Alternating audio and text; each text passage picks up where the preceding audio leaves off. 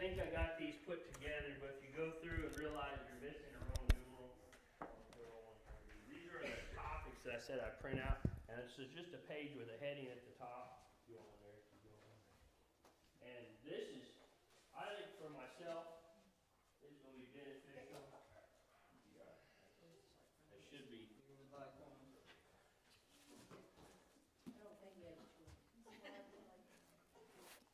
Anyway, so these are the different topics, and so first several chapters, are really about, as we have on page 7 here, introduction or instruction of a father.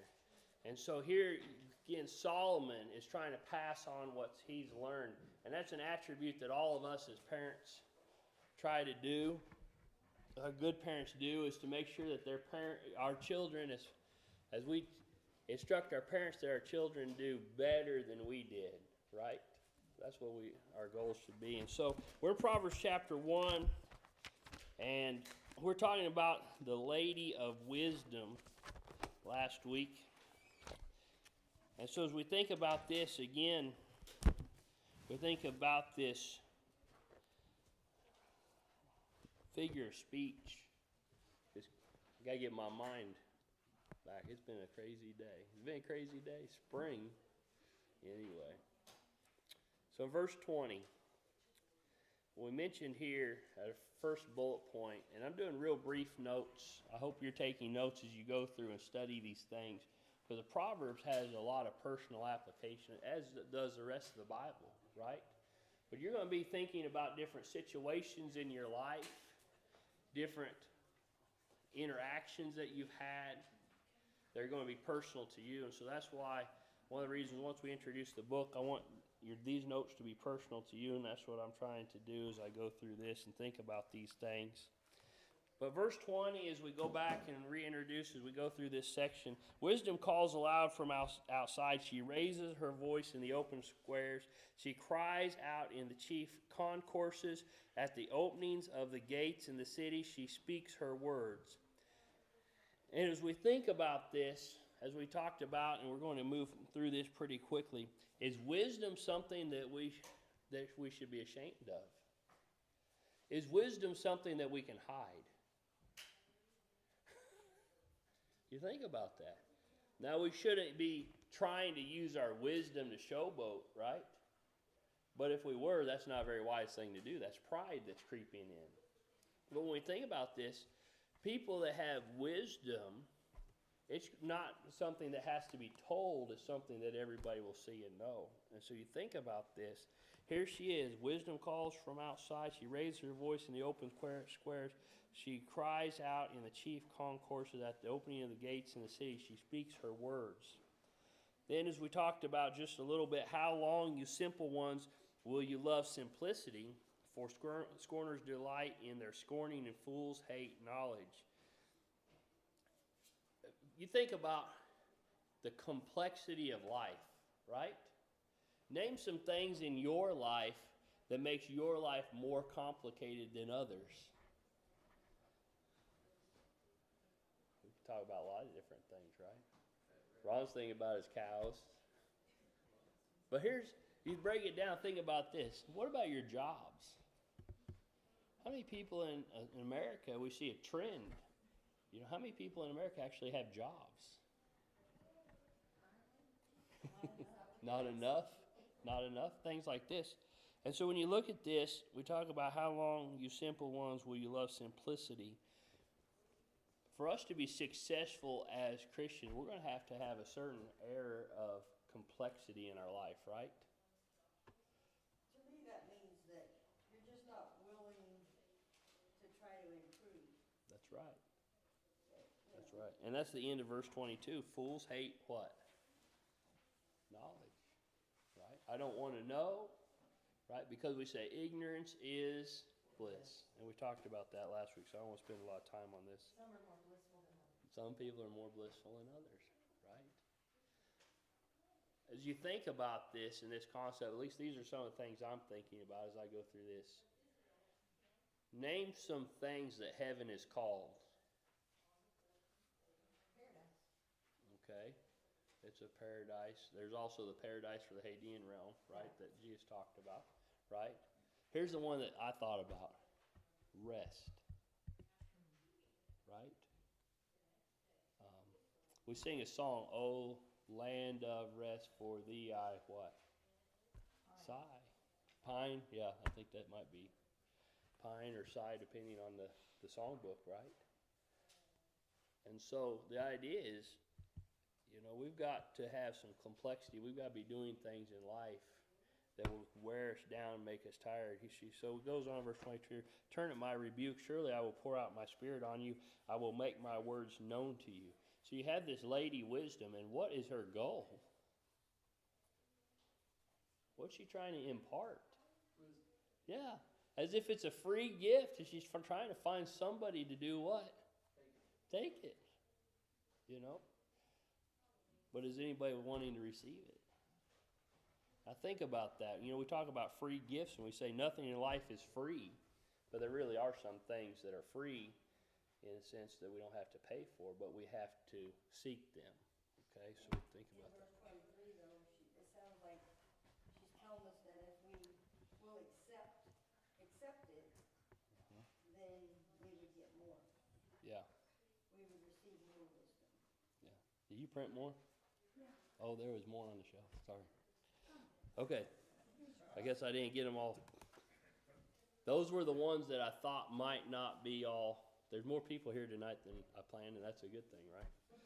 Verse 24, "Because I have called, and you refused, I have stretched out my hand, and no one regarded." And I think about this, and I thought about Isaiah chapter 50. So go to Isaiah chapter 50.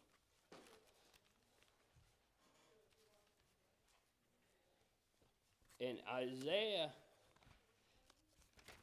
we understand who's the giver of wisdom? It's God, right? And so what we see is Lady Wisdom is going out seeking to impart this gift or pass out this gift. We see that's an attribute of God, right? That's going out that he's willing to share with us or bless us with.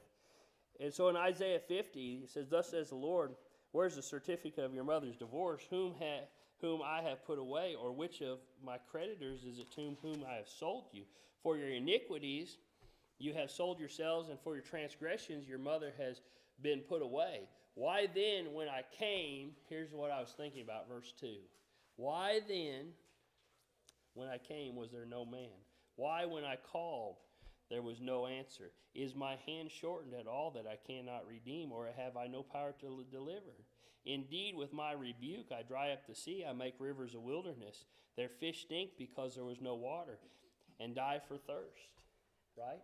And so here you have an illustration of God coming to Israel and crying to them, and where were they at?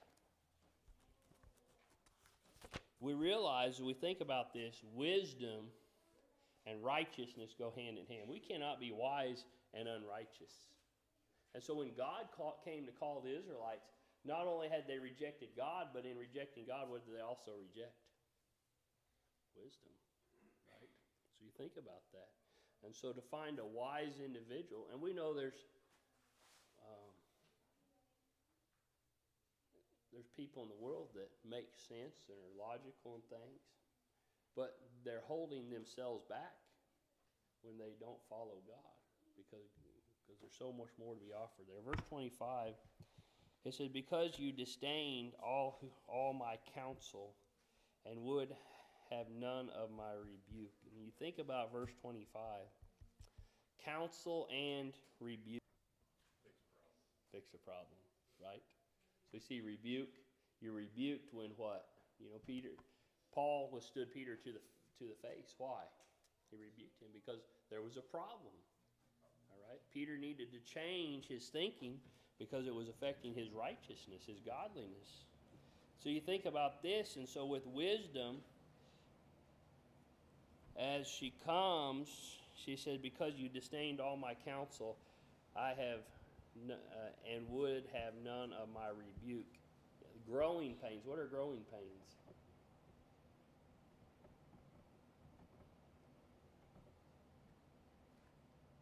If you're comfortable, what does that normally mean? You're not growing, right?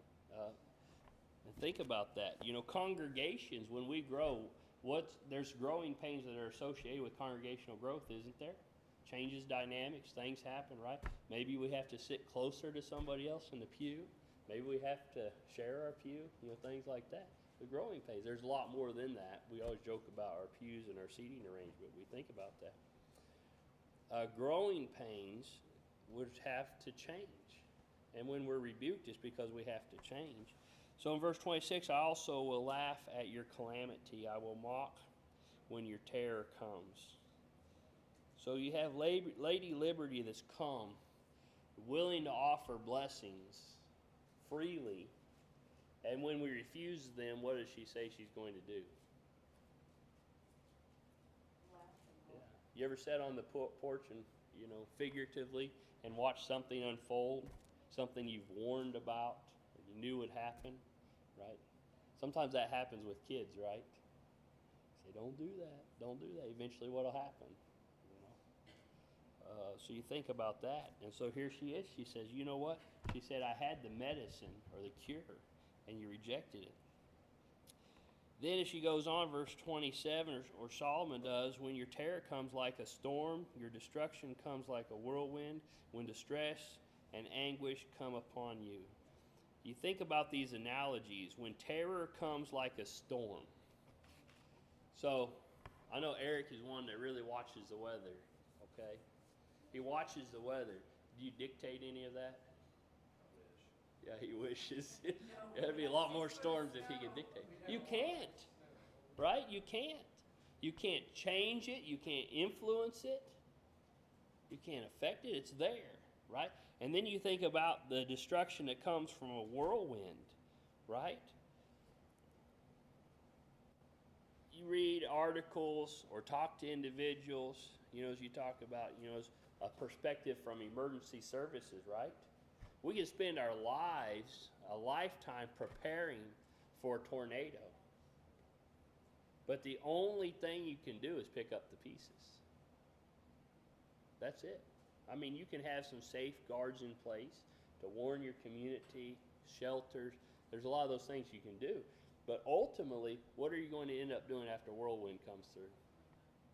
Yeah. And there are people that you can think about, and that's why this study is so personal to each one of us, that we can think of that have rejected wisdom, righteousness, God, and all they're going to do for the rest of their lives is pick up the pieces after the storm. Think about that. And so this, as Solomon's writing to his son, says, understand the severity of this. That when we choose to reject God, this is what comes to us, right? The further I go in Proverbs, I feel like maybe we shouldn't start it in Proverbs. Maybe we should start it in Job. No, we have to study, you know, all the books. And so I've thought, and so we need to keep moving because I want to go to Job for a little bit tonight, and maybe the book of Psalms here in a little bit. So the end of verse 27, when distress and anguish come upon you, right? And so we see figurative language being used here. Figurative language describing storms of our life. We have a paragraph break. I kept it together in your outline. It says, when they will call on me, but will not answer. They will seek me diligently, but will not find me. Okay. Same thing, similar to what we saw in Isaiah, right? With the rejection of God. When God called, there was no one there. But then when they get down low enough in the dumps, right? Who are they looking for? God, or wisdom. Because again, we talk about this, you know, the physical storms that we have in this life, that we often have in the spring. All we can do is pick up the pieces. But there's a lot of storms in our life that can be avoided, right? And that's why, you know, we talk to our young people, youth rallies and Bible class, about the people they associate with and the decisions they make, because the decisions that our young people make as teenagers will affect more of their life than any other decision they'll make at any other time in their life, most of the time, right? That's the rule of thumb. So all of a sudden, wisdom's not there, right? After the storm. Because why? You think about this. Why are they looking for help now? They want to escape. They want to escape the destruction. right? They're looking for the magical 8-ball that they can shake and fix all their problems. But we go back and we see as we're studying this, and we talk about diligently seeking wisdom, how we're trying to find it out, how we're pursuing after it, all these things. And so people after these storms, a lot of times, are they really looking for wisdom or God? Not often. What are they looking for? Yeah, relief from their consequences. Okay. And so when you get into the New Testament, we think about teaching the gospel, right? We're looking for those that have a what type of heart? A pure heart. You know, I remember at Bible camp, one of the things that one of the counselors or teachers taught is, you know, we're talking about, you know, a lot of people are about the age of baptism. And so these things come up, the age of accountability, right? I remember the question being asked, you know, or stated about baptism. Do you want to be baptized because you want to follow God? Or do you want to be baptized because you don't want to go to hell? You think about that. What's the difference? The same as this, right? Here they're looking for the way out from their consequences, not because they were seeking God or righteousness or wisdom. But this verse isn't saying that there's not a chance of a turnaround, is there, or is it? No, it's not saying there's not a chance. But those people that are just looking for the quick fix, as we keep on going, in verse 29 it says, because they hated knowledge and did not choose to fear the Lord. Right? The knowledge or wisdom, as we're talking about in a context, they, verse 30, and let's go ahead and read through this because I think it will explain it maybe better than I am. They would have none of my counsel. Again, who's speaking? Lady Wisdom. They didn't want to listen to me, but they want me to help clean up the mess, right? I think about parents that get phone calls from their kids. You know, we have the example of the prodigal son, right? And the prodigal son said, I want what's mine, and I'm going to leave. Do you realize why he had to leave? Have you ever thought about that? Why did he have to leave? Because the life that he was going to live, he knew that his father wouldn't tolerate in his house, right? And so you think about this, and here, none of my counsel, you despise my every rebuke, and all these things. You have kids that when they mess up their life, they call mom and dad to do what? Bail them out, right? And so, you know, our children are young. I've never been faced with this. I hope I never am, right? But I think there's a fine line between saying, and we see the example, the prodigal son. The father welcomed the son in. Why? He came to himself because of the penitence of heart. And like Kathy is bringing up, that's not what we're talking about, penitence of heart. They still don't like wisdom. They just want the blessings associated with wisdom. And so, you know, the fine line for parents is, what do? Do you take your child back in and pick up the pieces? Or do you say, listen, I wish you well. When you get it figured out, come home. The thing is, we really have to realize the account of the prodigal son is when the son figured it out, he came home and his dad helped him pick up the pieces that he couldn't pick up himself. Right? So you think about that. And until you're really in that position, you really don't know. Yeah, you really don't know. You think, okay, yeah. This is how I'm going to be. I'm going to be hard and fast on this rule. Yeah. And then if it really happens, then you don't know. You don't know. Yeah. I mean, that's a tough thing. Well, that's where wisdom comes in. Right. You know, wisdom. The prodigal son's father, was he a wise man? Wouldn't that be an interesting study? The wisdom of the prodigal son's father. Anyway. All right, so we keep on going. Verse 31, therefore, they shall eat the fruit of their own what? If you make your bed, you do what? Lie in it. Right? So he goes on, and be filled to the full with their own fancies, their own desires. For the turning away of the simple will slay them, and complacency of fools will destroy them. But whoever listens to me, and again, who's speaking? Lady Wisdom. But whoever listens to me will safely dwell and will be secure without fear of evil. Right? And so the warning here from Lady Wisdom, there's some verses we didn't look at.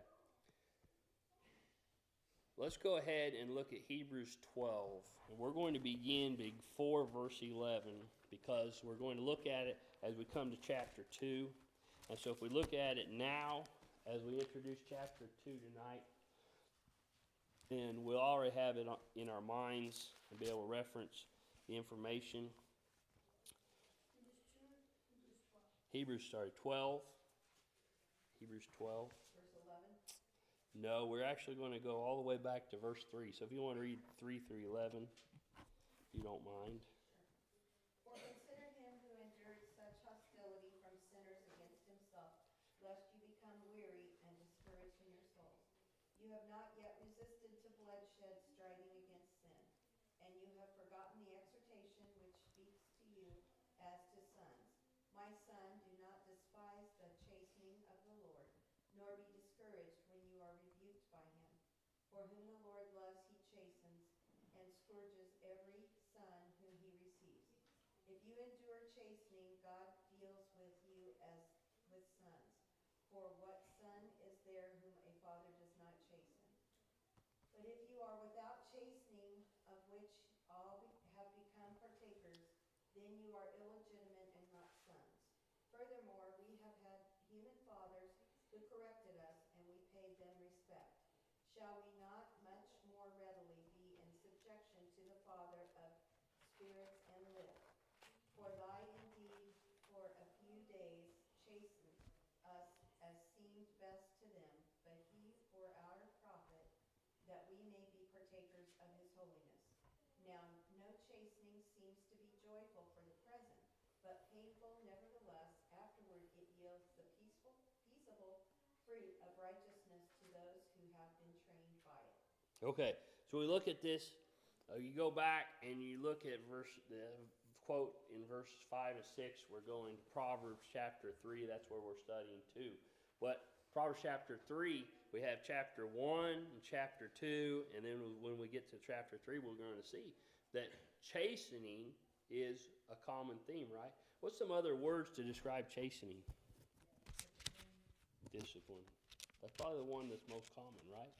Discipline in our society, we use that word. Is that a good word or a bad word? Yeah. Name some people who are disciplined. We say, well, children, they get disciplined all the time. Madison says, me all the time. Yeah, I see this. There's a difference. That discipline can have two words. You can have discipline to stay on task, personal discipline to stay on task. Yeah. But see, that's still what the biblical, with children, you're trying to get them focused. To stay, right. Yeah. So. Yeah. So you think, name an Olympic athlete that's not disciplined. You can't. How about a professional athlete that's successful? They have to be, right? And we always think about discipline in our society and our culture as being so negative. Oh, my parents disciplined me. Why is that? We read through these verses. Why do parents discipline? Because they want what's best for their children. Look at verse 5. Yeah, exactly. He says, and you have forgotten the exhortation which speaks to you as to what? Sons. Have you ever been in Walmart? You looked at some kid misbehaving? And somebody said, well, I wish somebody would do something about that. And you say, that's not my job, not my child. Why? Because God gives parents a special responsibility, right? Now, why is that? I haven't passed this handout. I'm really introducing chapter 2, so maybe we might, not that we're trying to speed through it, because we think about what's in these verses, 1, 2, and all through the Proverbs, we're going to see things like this continue, is there's an intimate relationship, right, between parents and children, okay? And discipline is better done in that intimate relationship, right? Yeah. Because you think about this, if you're at Walmart or at the fair and somebody says something to you as a child or adult, how much stock do you put in that? Oftentimes not much. I think about, when we got in trouble by our grandparents. It doesn't happen very often. But when you did, right? But that's a big deal. Why? Anybody ever got in trouble by their grandparents? Yeah. You remember that time because it wasn't very often. But because of that relationship, it was so influential, right? Their chastening was. When we think about this, he speaks to you as sons. My son, do not despise the chastening of the Lord, nor be discouraged when you are rebuked by what? Don't be discouraged when you're rebuked. Name a good parent that likes or enjoys chastening their child. We enjoy them being successful and training them, but the rebuke and the chastening, when we think about that, that's something that's not enjoyed, is it? Plus, there's depending on why you're disciplining, there's a small amount of disappointment.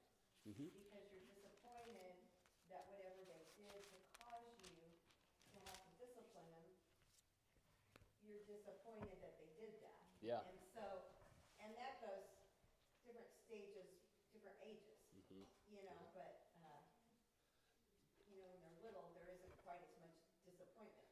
But when they become preteens and teenagers, and then disappointment comes in there for Mm-hmm. the parent, because they're disappointed that they chose that action, and now you have to do what you have to do. There's a post that I know some of you saw about a God being unloving because he put Adam and Eve in the garden and put the tree there for them to sin. And so some of the comments were interesting.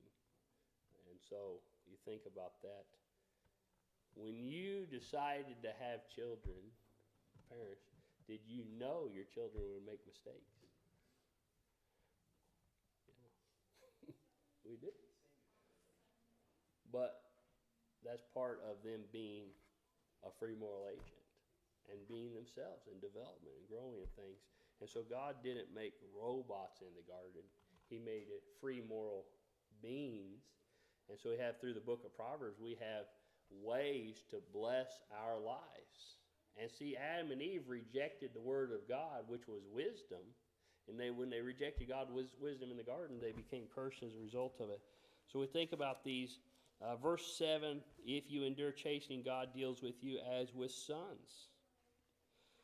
And so I think verse 7 is something that maybe we need to shout from the rooftops, because it says, for what son is there whom a father does not what?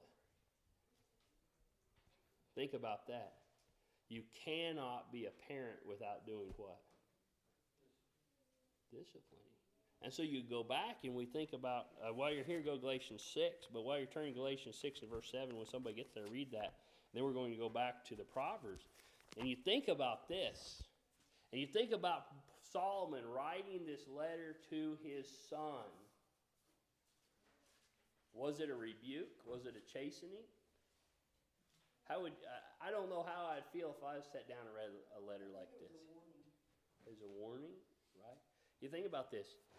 I asked the question, as a parent, did Solomon feel obligated to write this for his son? I'm going to say yes. Because it was a chastening, it was a discipline, it was steering. Not all discipline is negative as far as being sent to your room, a spanking, things like that, being grounded. I was going to say that, yeah. I think a lot of times that's why discipline has a negative connotation to it, because that's where your mind goes. But discipline is making a disciple out of somebody. And if you're going to do that, it takes, like Jesus with his disciples, lots of time, lots of training, positive interactions. You can't always be that way. I mean, you got to have some of the spanking and stuff like that, but that's not all that it is. it's a directing them. That's what it is. But it's That's a good also point. guidance. Mm-hmm. Yep, guide them. All right, Galatians 6 and verse 7. Somebody there, would they like to read that for everyone? Do not be deceived, God is not mocked, for whatever a man sows, that he will also reap. There you go. Children, as far as in this context I was thinking about, or you have Lady Wisdom as you're ending chapter 1, you're going to reap what you sow. The storms of life, the whirlwinds of life. And then, as you look at the last verse, and we're going to go to, I'll give you a handout. No, we won't, because we're out of time.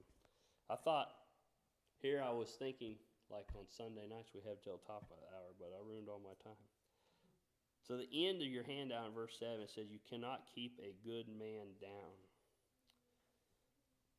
And verse 33 says, but whoever listens to me will dwell safely and be secure without fear of evil. And so as we ended there, we're going to introduce chapter 2. Then I was going to go to Job. If you have time to read, especially the first 2 chapters of Job, we're going to hit some highlights next Wednesday night in the first 2 chapters, because we think about this principle. Job went through difficult times. But as you think about verse 33, but whoever listens to me will dwell safely and will be secure. Right? We have seat belts, and I don't want to give away too much of what I was going to continue to study before next week as we continue thought. We have seat belts in our cars. What are those seat belts designed to do? Have the word secure here. And I know there's always an exception to the rule, but the rule of thumb is if you have your seat belt on and you have a wreck, you're going to be what? Safe. If we have Lady Wisdom on our side, we may have wrecks in life, accidents that we may not cause, just like Job, but at the end, we're going to walk away and be okay because we're going to be secure. All right. Thank you for your time and attention, and especially your comments.